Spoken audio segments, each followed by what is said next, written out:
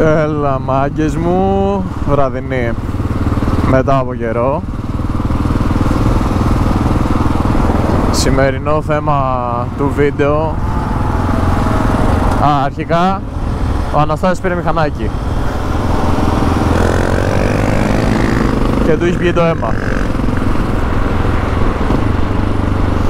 Σημερινό θέμα του βίντεο, με αφορμή κάποια μηνύματα που δέχτηκα, το αναβαθμίσεις να κάνεις το μηχανάκι σου σε ένα στόκ μηχανάκι βασικά, για να μπορείς να το βελτιώσεις οδηγικά.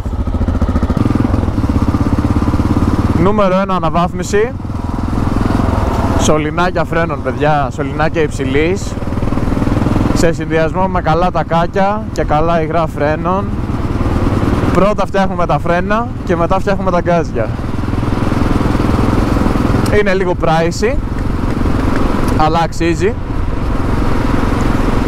Εντάξει, γίνεται λίγο πιο σκληρό το φρένο, λίγο πιο απότομο, θα το συνηθίσετε, δεν είναι τίποτα. Αλλά αξίζει όντως. Νούμερο 2 αναβάθμιση. Τι έγινε εδώ ρε μάγκης? Ωραίο. Νομίζω γίνανε ρύζια, Νούμερο 2 αναβάθμιση, παιδιά.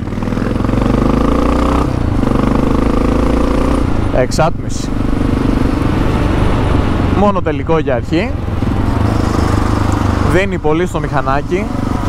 Ο ήχος και η ροπή στον γκάζι, νιώθεις μεγάλη διαφορά στον γκάζι. Τουλάχιστον εγώ με το XT όταν άλλαξα, ένιωθα μεγάλη διαφορά στον γκάζι. Δεν είναι απαραίτητο ότι θα πάρεις υποδύναμη, αλλά έχεις καλύτερη αίσθηση και χάνεις πολύ βάρος.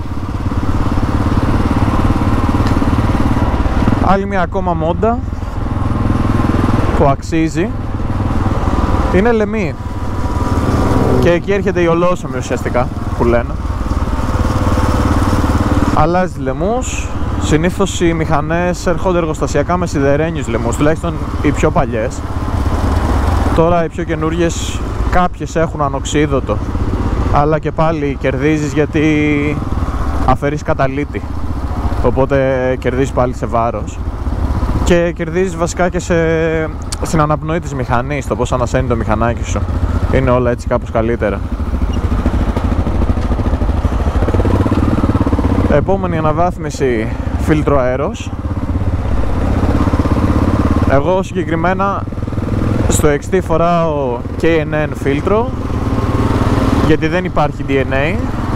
Στο Transalp έχουμε βάλει DNA φίλτρο. Είδα διαφορά, αλλά αφού φτάσεις σε αυτό το σημείο του να έχεις και φίλτρο και εξάτμιση, ειδικά ολόσωμη, συνήθως φτωχαίνει το μείγμα, οπότε θέλεις και ένα rectifier, ας το πούμε, είτε στα καρμπυρατέρ σου είτε ένα πρόγραμμα για να ρυθμίσεις το ejection.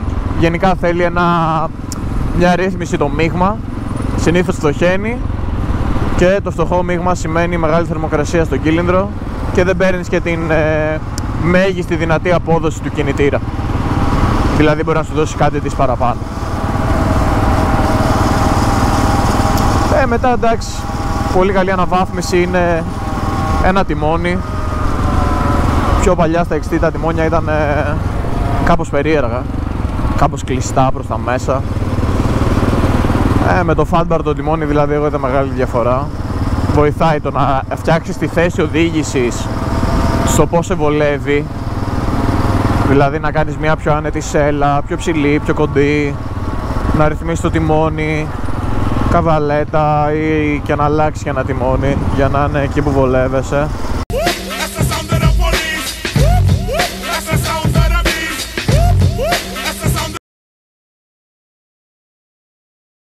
Λέει πάρα πολύ να το φτιάξεις το μηχανάκι να σε βολεύει.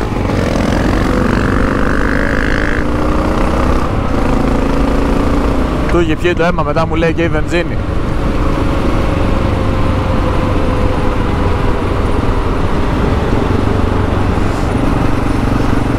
αυτό, το να ρυθμίσεις το τιμόνι τέλος πάντων, να το φέρεις στη θέση που σε βολεύει, να είναι στο ύψος που σε βολεύει, η απόσταση του τιμονιού παίζει ρόλο. Όλα αυτά είναι έτσι μικροδιορθώσεις που μπορεί να κάνουν την οδήγηση πιο άνετη και πιο ευχάριστη. Οπότε αυτές είναι οι πιο βασικές και οι top, θα έλεγα, αναβαθμίσεις που μπορείς να κάνεις στο μηχανάκι σου. Μετά όλα τα υπόλοιπα είναι θέμα γούστου. Τώρα τι τιμόνι θα βάλεις, τι εξάτμιση θα βάλεις και ούτω καθεξής, είναι θέμα γούστου και της τσέπης του καθενός. Λοιπόν, αυτά από μένα. Πάμε λίγο να κάψουμε τα μηχανάκια μας και θα τα πούμε στο επόμενο βίντεο. Like, subscribe αν σας άρεσε και δώστε μου ιδέες, μάγκες, για επόμενα βίντεο. Τι θέλετε να δείτε, τι θέλετε να συζητήσουμε. Peace.